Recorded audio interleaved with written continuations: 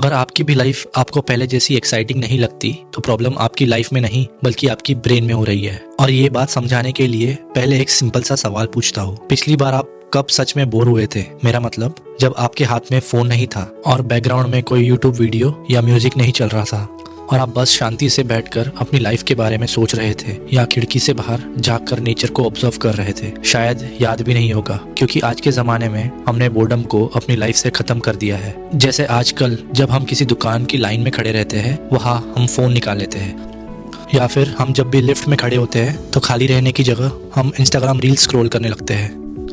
मगर कभी आपने नोटिस किया है, जितना ज्यादा हम इस बोर्डम से भाग रहे हैं उतना ही लाइफ में से वो असली मजा, वो असली एक्साइटमेंट गायब होता जा रहा है। हमें लगता है हम खुद को फोन में एंगेज रख के बढ़िया कंटेंट देख रहे हैं और खुद को सोशल मीडिया पे अपडेटेड रख रहे हैं, पर सच तो ये है कि हम अपने अंदर की क्रिएटिव दिमाग का गला घोट रहे हैं। चलो इसके पीछे की डीप साइंस को समझते हैं।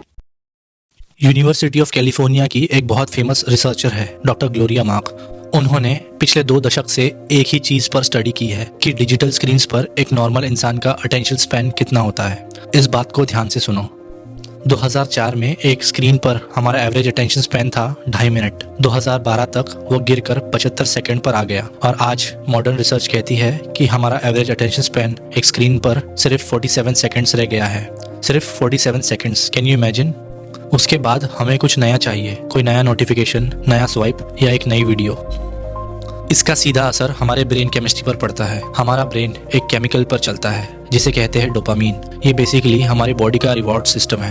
पहले के ज़माने में ये डोपामीन तब मिलता था जब आप कोई मुश्किल काम कंप्लीट करते थे, बट आज दुनिया भर में एक नॉर्मल इंसान दिन में 4 से 5 घंटे सिर्फ अपने स्मार्टफोन पर बिता रहा है और हम दिन में लगभग 150 से 180 बार अपना फ़ोन अनलॉक करते हैं। हर स्वाइप, हर नया नज़ारा, हर नोटिफिकेशन एक इंस्टेंट डोपामीन हिट दे रहा है।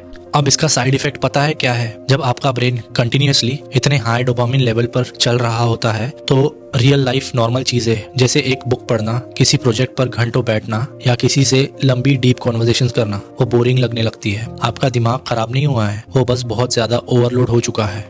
हम सबको लगता है कि नए और कमाल के आइडियाज तब आते हैं जब हम लैपटॉप के सामने बैठकर बहुत हार्ड फोकस करते हैं, बट न्यूरोसाइंस कहती है इसका बिल्कुल उल्टा होता है। जब आप फिजिकली कुछ नहीं कर रहे होते, जैसे शावर लेते वक्त या शाम को अकेले वॉक करते वक्त, तब आपका ब्रेन स्विच ऑफ नहीं होता, बल्कि वो आपके ब्रेन के एक बहुत स्पेशल नेटवर्क को एक्टिवेट कर लेता है जिसे डिफॉल्ट मोड नेटवर्क या DMN कहते हैं। DMN को आप अपने दिमाग की एक क्रिएटिव किचन समझ सकते हो। ये नेटवर्क तभी चालू होता है जब आप फिजिकली खाली बैठे होते हो या बोर हो रहे होते हो। इसका काम होता है आपकी पुरानी मेमोरीज को, नए एक्सपीरियंसेस को और अलग अलग रैंडम आइडियाज को आपस में कनेक्ट करना। तभी तो नोटिस किया होगा आपने, लाइफ के सबसे बड़े और अचानक से आने वाले आइडियाज तब आते हैं जब आप बिल्कुल भी काम नहीं कर रहे होते हो। असली दिक्कत पता है क्या है? जब आप अपने ब्रेन को दिन के 24 घंटे कंटेंट से फीड करते रहते हो तो आप इस डिफॉल्ट मोड नेटवर्क को चलने का मौका ही नहीं देते। आप एक तरीके से अपनी क्रिएटिविटी का गला घोट रहे हो। हम सोचने लगते हैं कि हमारा पैशन चला गया है या हम अब क्रिएटिव नहीं रहे, बट रियलिटी ये है कि हमने अपने दिमाग को इतना कंज्यूम कर दिया है कि नए थॉट्स आने के लिए अंदर जगह ही नहीं बची। एक और बहुत खतरनाक चीज हो रही है जिसे एक्सपर्ट्स कहते हैं the death of micro boredom. Micro boredom क्या है? वो 2-3 मिनट का छोटा सा गैप जो हमें नॉर्मल डेली रूटीन में भागते दौड़ते मिलता था, जैसे चाय बनने का वेट करना या किसी बस या मेट्रो में बैठना। पहले उन 2-3 मिनट में लोग खाली बैठते थे, ख्यालों में खोते थे, वो दिमाग के सांस लेने का टाइम होता था। बट आज हम उस 1 मिनट के गैप को भी झेल नहीं पाते। हम तुरंत पॉकेट में हाथ डालते हैं और स्क्रॉल करने लगते हैं। साइकोलॉजी में एक टर्म है कॉग्निटिव ऑफलोडिंग। हमने अपनी थिंकिंग पावर को पूरे तरीके से सोशल मीडिया के एल्गोरिदम्स को रेंट पर दे दिया है। जब आप हर छोटे से छोटे खाली मोमेंट को रैंडम इंफॉर्मेशन से भर दोगे तो आपका ब्रेन डीपली सोचेगा कैसे? रिजल्ट ये होता है कि हमारा फोकस स्पैन कम होने लगता है और हमें लाइफ के हर एस्पेक्ट पे एक अलग सी एंग्जाइटी होने लगती है। तो अब इसका सोल्यूशन क्या है? क्या हम सब छोड़कर हिमालय चले जाए? बिल्कुल भी नहीं। हमें कोई डिजिटल सन्यासी नहीं बनना है, हमें बस थोड़ा सा सोच समझ कर चलना है।